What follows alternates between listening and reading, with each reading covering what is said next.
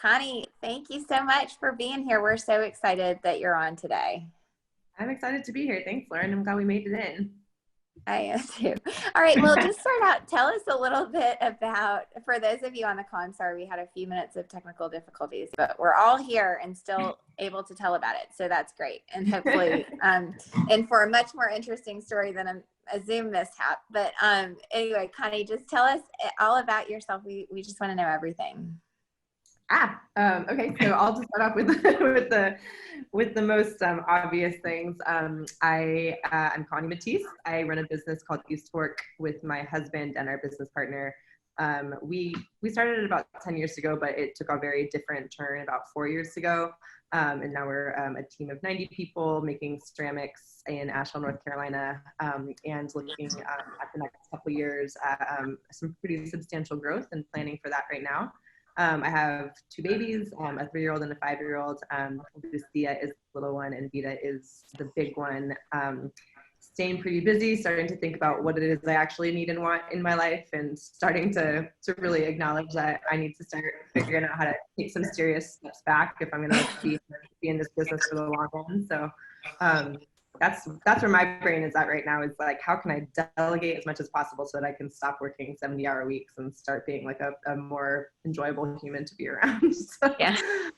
That's the start. I'm from Los Angeles. I've been in North Carolina for 11 years now, and so my kids are fully North Carolinian, and that's also a weird identity shift for me, but I love being here, and seems like we're going to be here for a while, so might as well start to love it. So awesome. I miss home. Well, can you tell us a little bit about where the idea for East Fork came and how it's transformed over the years? Yeah, definitely. So my husband grew up in a family of artists and anthropologists in Massachusetts. He has some pretty serious roots in the art world. His great-grandfather is Connie Matisse, and his other grandfather is Marcel Duchamp, and his father is an artist, and his grandfather was like the kind of a preeminent gallerist in the mid 20th century, and brought like Brancusi and Miro and like all these artists to the US for the first time. And so he grew up with that kind of, I don't know, pressure and surrounded by art, but realized pretty quickly that he wanted to get as far away from that as possible. He took an early interest in clay and started making pottery when he was in 6 or 7 years old, and by 6th grade was already throwing things on the wheel, and then moved to North Carolina really because there's a lot of clay here and there's a lot of potters here, and he wanted to get as far away from the Northeast as possible. And in North Carolina, there's this really long-standing rich ceramics tradition, and so he took a very traditional approach to apprenticeship. He had what was a student of a master potter, essentially, and worked in that capacity for about 3 years before setting off and finding a little piece of land kind of, in the back.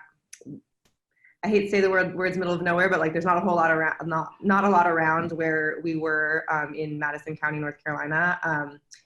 And he started making, that was right when I met him. So we met in 2009, and he had just bought the property. I did not come from a pottery background. I had no idea what that world was like. When he was explaining it to me, I was like, that sounds absolutely ludicrous. Who on earth is going to drive 2 hours to wait at 6 a.m. to buy a jug or whatever? I really didn't believe it until I saw it. And so that first year we were together, I watched him and helped him build a kiln and build a workshop and start kind of planting the seeds for that. And he was absolutely accurate. Pottery fanatics, in that world are truly fanatical. They consume pots like it's their job. The kind of collector world is what we were in for a really long time. For a really long time, I mean 5 years. But I came from a food and beverage background. I worked in restaurants my whole life, and also came from an activism background, was really involved in social justice movements, and was a writer. So I was kind of trying to figure out how I was going to incorporate all those things into my life, and having an existential crisis. Meanwhile, my boyfriend was like, I'm only doing this one thing forever until I die. And I was like, that is psychotic. How do you know when you're 24 what you're going to do forever? And so it was really tricky those first few years, trying to figure out how we could kind of be together. I was not happy living like a very remote part of the world. Really, I felt really disconnected and isolated, and he was just like so on his path. And then something clicked, and we realized that we could kind of bring our forces together, and I could use the skills that I had to really help him pivot the business and make it something that incorporated a lot more people, that had a potential to grow and to be something that really at the end of the day was just more aligned with our values and our desires and our vision for how we wanted to live. So yeah, it was a very long organic process. We didn't launch necessarily with we had a business plan. We brought a business partner on who back when Alex and I were doing it, we were oh man, it was bad. I was like scribbling in a journal, like X amount of pots made. Like we had no record keeping, we had no data collection, we had no idea how much money we were making and spending. It was really a disaster. And then when we brought our business partner, John Bigland, in, we were like, hey, you can do all that stuff, while we all kind of figured out how to be a little bit more professional about it. We've learned a lot in the last 5 years, at least. Yeah, it sounds like you said that 4 years ago there was a big shift. Like it sounds like a big, boom in business. Can you tell us what happened or how that happened? Yeah, so before we were making pottery in a wood-fired kiln, it was very, very labor intensive. There was only so much pottery you can make in that capacity. It's like mixing all the glazes by hand, chopping all the wood, stacking it. Like the kiln was like 36 feet long and 6 feet tall. It was a very, very pre-industrial way of making pottery. We could make about 800 to 1,200 pieces at a time, which was like $25,000 of pottery, but you could only do that like 3 times a year. So we would like make, and then fire it all, have a big sale. And then that would be it. It's a really beautiful and romantic way to make pottery, but it's also like completely all consuming, and just not really a sustainable. Like, there are plenty of people who still do make pottery in that way, but we wanted to be able to have employees and offer health insurance and, like save for college and all that sort of stuff that people who have like a one-person show, just don't have access to. And so in 2015, we bought a gas kiln, and we designed the line of pottery that made sense for kind of a 21st century homeowner. And I brought my understanding of the restaurant industry to play in designing that line. And we kind of pared down everything until it's to its most essential parts, and made a line that just had all of the bones of traditional North Carolina pottery, but ultimately could like fit in many, many more homes. Like people in New York, like the stuff that we were making was beautiful, and it still is, but like my friends wouldn't necessarily put it in their kitchens, or, my mom wouldn't, even in Los Angeles. And so we tried to design a line that we still felt really excited about visually, and also could eventually scale. And so that happened in 2015. We opened a store. We started selling things online, which hadn't happened yet, and did that for a couple of years. And then we launched like a Shopify Plus website. We started making more pottery. We started hiring more people. And in 2018, we left Madison County and moved to a factory space in Biltmore Village, where I'm sitting now, with about 20 employees, and quickly outgrew this space. Again, now have 90 people on the team, and are now looking at a build out for this space here is 15,000 square feet, and our next step is going to be 150,000 square feet. So a big jump from size, and that's probably about 100 more people being employed in the next 3 years. So it's pretty rapid growth. We're still like 90% direct to consumer. We have a store in Atlanta now, and now we're just dealing with the never-ending problem of not having enough inventory to meet demand, which sounds fun, except it's not. It's really miserable. Yeah, I'm sure that's like a difficult place to live, where you feel like you're always like behind, trying to produce, and especially like producing something like pottery, which is, each piece is a work of art, and I thought it was really interesting how you do the second sale as well. Mm-hmm. And I don't know why I do know why this is on the forefront of my mind, just given the technical difficulties that we had just for having this call today on Zoom, which is not super complicated, but you know, how have y'all found, like, has it been using all the technology to sell directly to the consumer? And like, just as artists, I'm sure that, I don't know, maybe that is your passion, but I doubt technology and creating like a great sales system. How has that been? I mean, is that something that you outsourced, or is that something that has been difficult to handle? Yeah, so I think that right when Alex and John and I started, I mean, again, I don't come from a pottery background. I certainly don't come from a marketing background. And Alex and John had no business experience either. But when we started doing this thing together, we realized that we had a lot of natural propensity to be business owners. That I think a lot of craftspeople don't have. And so it was actually really easy to transition from being craftspeople or like considering ourselves artists to being business owners and managers and leaders. I mean, right now my world is all numbers and brand strategy and customer acquisition, and John's world is all pivot tables and, you know, finances, and Alex's is all like 10-year vision plan. And he's in Kinston at the taking a tour of an old factory there to purchase equipment. And so we all fell really naturally into the needs of the company. And so, yeah, certainly there's been a lot of figuring out what skills we do and don't have and hiring those out. We're going to be bringing a developer in-house.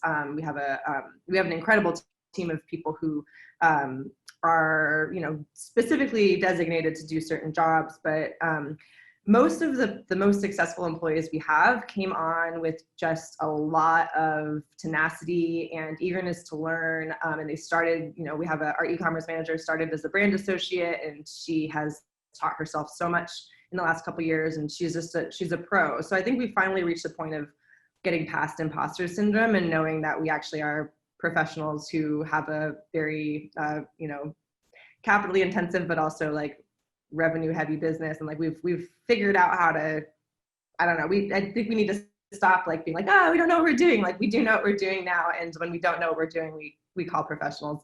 We have an incredible team of advisors and investors too, who like when we went out and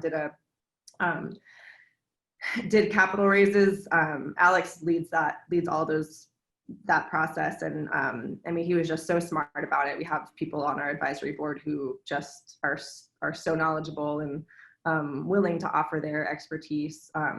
So it's a mix of the three of us, you know, gaining professional skills that we didn't have before, and also acknowledging when we're doing too much and need to hire other people. I will say though that every single time we've tried to bring in a professional who had like more on their resume than we did, it's been a very bad hire and they've had to exit the company. So that's been interesting to navigate. That's interesting. Yeah. Why that is?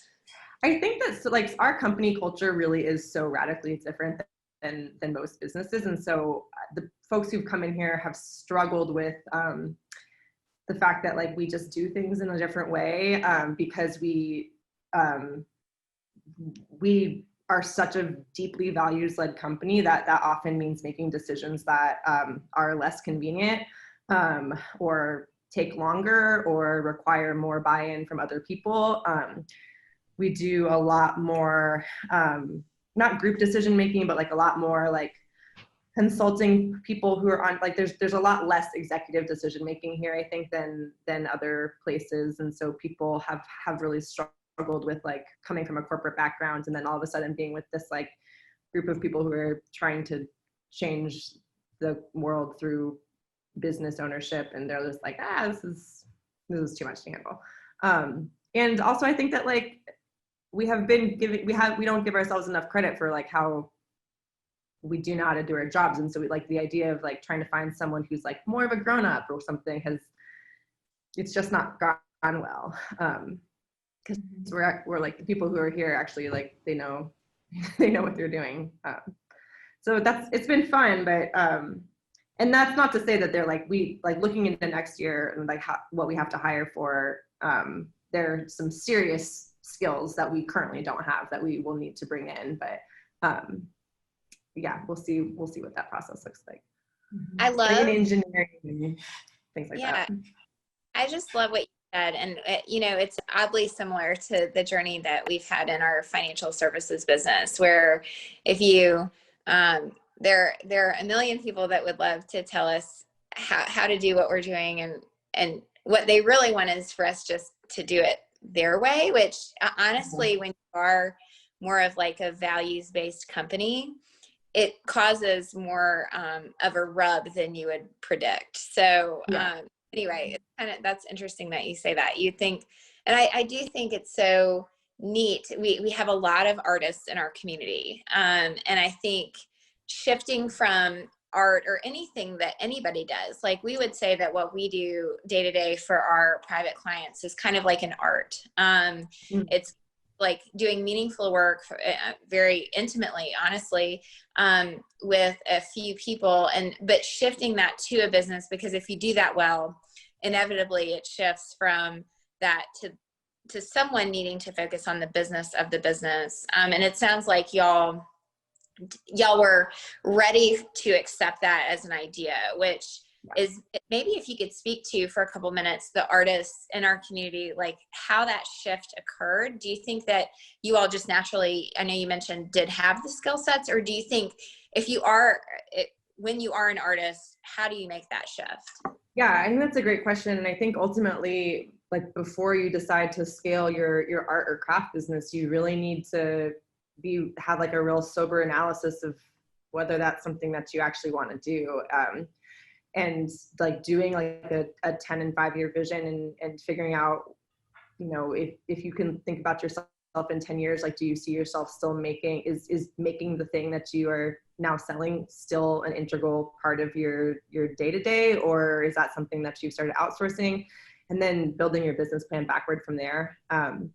Because I think a lot of people have, you know, they have an art or a craft that they're really good at, that brings them a lot of joy, that, you know, it's really a meaningful part of their existence. And then they start to try to commodify that. And like, turns out like not all of our passions need to be, I think that like, especially for millennials my age, we've had a great disservice done to us by this myth that if you find something that you love, you'll never have to work a day in your life, or like, you know, just like capitalize on everything that you're good at and you love. Like, it's so fucked up. Like, there should be some things that you do just because you love them, and not to like be the, you know, the things that you pay your bills with. So honestly, I've seen a lot of art businesses crash and burn because people start to try to scale it up, and then they're really miserable because they don't want to have to deal with a website or customer care or X, Y, and Z, or they don't really realize like how much more help they're going to need to do those sorts of things early on.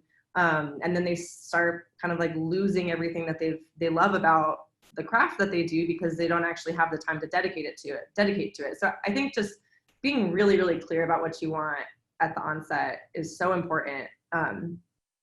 For us, like, we knew that we didn't want to keep being in this very lonely existence, and we wanted to be business owners, and we wanted to employ lots of people, and we wanted to have like a serious economic impact on our Asheville community. And we wanted to build something that was like potentially the largest ceramics manufacturing company in the country. And so like that was like that was the goal. And we had an idea of a campus and childcare and healthcare and all these things that required scale. And there was a moment where we thought that we could do both. Like, we're like, okay, we'll move into the factory, but we'll keep the pottery out in Madison County, and we'll keep firing in the wood kiln, and like maybe we'll bring on someone to run that program specifically. But like, it was way too much. We were spread way too thin. And so we're constantly in a place of just having to edit and be like, what if we're gonna do something, like, do we have the bandwidth to do it? How are we gonna do it well? And that means just like having to make to get really clear on what what your day-to-day look on your own personal job description. I mean, I don't have a job description right now, but we just hired these value managers, and they're going to be writing me a job description with me, and that will be very helpful because I can, you can't do everything. So yeah, I think it's important to know, to really know yourself, to do a lot of therapy, a lot of hot pen exercises, sit down with a coach, like figure out like, why do you want to do this thing in the first place? Yeah. No, I love hearing you just kind of talk through all those things, because it is so true with so many business owners. Like, you realize it just as much of a business journey it is a personal journey, and it is making those decisions, and just kind of hearing how y'all have allowed your value base kind of to be that really firm foundation. It seems like y'all have known from the beginning kind of what values you wanted to run through, and then being able to, pull from personally, like, what can we do? Like, what's our bandwidth? Where are our strengths? And then being able to pull in those outside people to help. And, one of the things that Lauren and I talk about with Somerset, with our private wealth management group, is that, like, relationships are inefficient. I mean, that is something but that is very much like one of our values. And so we realized that in order to be able to engage in that inefficient practice of having real relationships, like you said, it is difficult sometimes for like a true, like, business-minded person, like, if you're just looking at the numbers, to like make that work, and how you have to get really creative to work it in. So one of the things that I read about is, and you kind of touched on this, is how important it was for y'all to invest in your local community as part of kind of your value base. And so now y'all employ 90. And where are you in your vision with your employees, and like what you're offering them? What does East Fork offer that you think is different than some of the other businesses? Yeah, talking about inefficiencies, I think that we've done a pretty good job of making a really an amazing place to work. One of the primary focuses that we have right now is hiring, as being a second chance employer, and hiring directly folks who are leaving prison. And that was something that we took on really before we were ready to. Recently, we hired 2 folks to be on our culture and people team. I think when our investors look at our roster and they see that our culture and people team, like our HR team, has like 5 people, they're like, y'all, like, you're spending way too much money on that. But that department is so wildly necessary to enact the vision, to be the employers that we want to be. The folks that we hired a few months ago they basically, when they came in, they had 90 listening sessions for an hour with every single person who works here. They made this needs assessment presentation that blew my mind. They did a power mapping exercise that laid out where all the power lied, complicit and implicit power, figured out like who was feeling good at work, who wasn't, what we could do to change that, and then have made a list of suggestions of different trainings that we can now offer different levels of employees to make sure that they have all the like personal and professional skills that they need to come and do their job every single day. So that's something that we offer. That's not a benefit, but we do put a considerable amount of resources into making sure that people who work here are feeling heard and understood. And if it's just not a good fit, we like spend a lot of time figuring out either how to fix the relationship through nonviolent communication mediation sessions, or how to start transitioning out. So we're really conscientious about the employee journey and making sure that when people are onboarded, they know exactly what they're getting themselves into. And if there's ever a conflict, there is somebody to help walk them through that. We offer health insurance, dental. We have an amazing program that offers like 25 different wellness class options. We don't have a childcare center yet. That was when we move into the new building, that'll be an on-site childcare that we're able to provide. So right now we're helping some folks out on our production team with kind of helping form different childcare pods in the community. We have a match savings account, and we're just switching to a 401k. The 401k has been we have, some folks who are really interested in wanting to save money, and then a lot of other folks who are kind of just coming out of the poverty line that don't really have the ability to save money right now. And so we're trying to offer two different options for retirement planning. And yeah, we offer on-site free flu shots. We kept 100% of our staff employed during COVID and paid. And that was wild.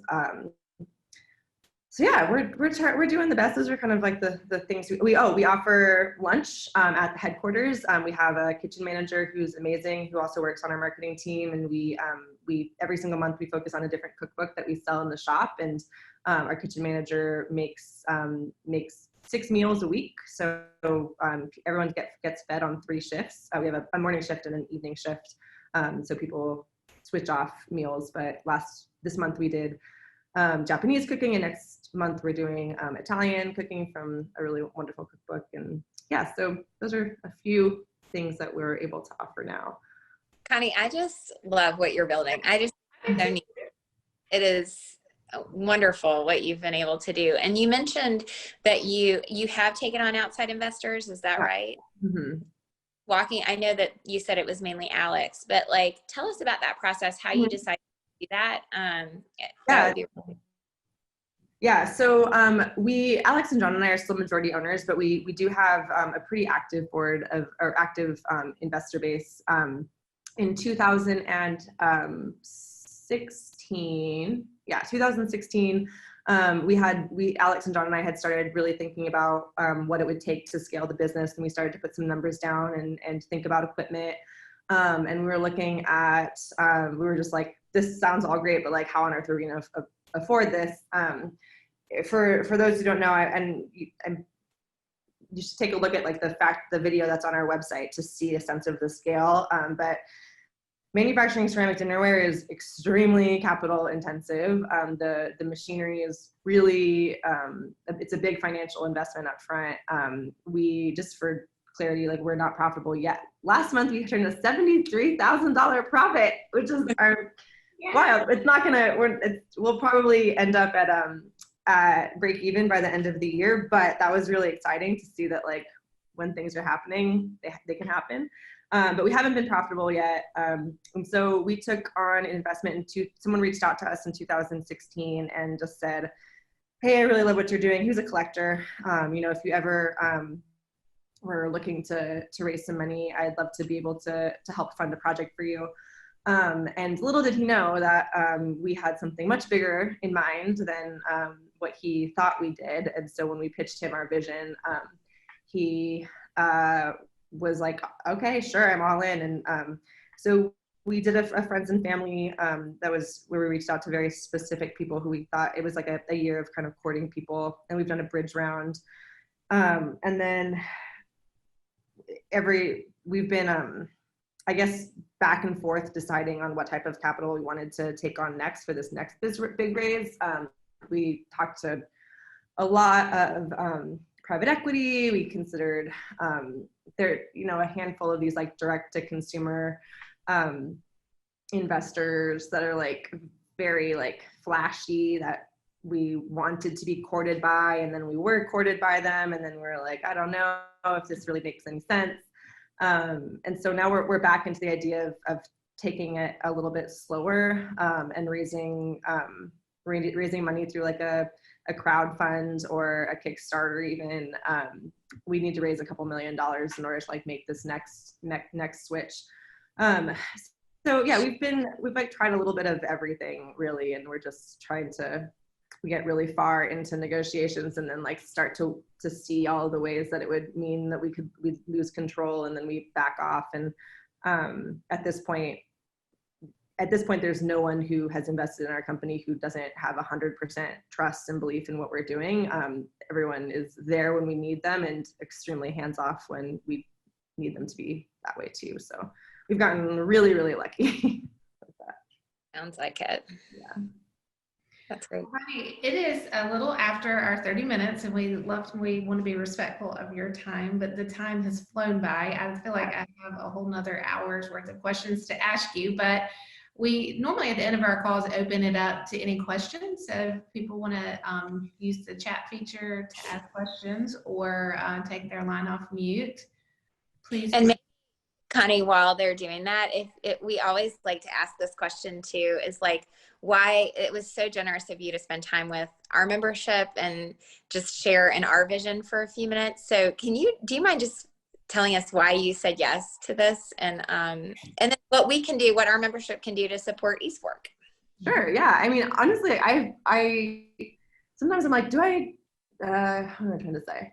I feel like have to have this very carefully curated public persona on our social media account. And so any chance I have to tell the story in just like a little bit more of a free form way, I feel like is really good practice for me to like hear the words coming out of my mouth, and then like it helps me decide like, is that still true? Like, so yeah, I love the opportunity to just talk about it so that I can like catch myself maybe, you know, like sometimes you have a thought and then until you say it in front of other people, you're not really sure if it's accurate. So yeah. I try to put myself in these positions where I have to really make sure that I'm telling the truth. And I think I think this is all not with like the facts and stuff, but like, is this something that I actually believe? And does that make sense? Yeah, absolutely. 100%. It is, and we love your social media account because you can tell that y'all have made the decision to be transparent with your personal life and what's going on with the business. And I think that's probably why so many people connect with y'all. Yeah. Well, it looks like we have a quiet bunch today. That's not abnormal, but we'll put this in podcast form so you can share with whomever. And thank you for being a part of our group for a time. We also just added to the Wealth Edit the creative clusters where you can network with other artists. So to our current members, if you haven't entered that and you'd like to, then just request. And then Connie, feel free to join us anytime. We're just so grateful to have you even for a small amount of time, and we're so excited about what East Fork is doing. So thank you. Thank you so much. It was so nice. It's very easy. Thanks. Bye. All right, bye. All right, bye.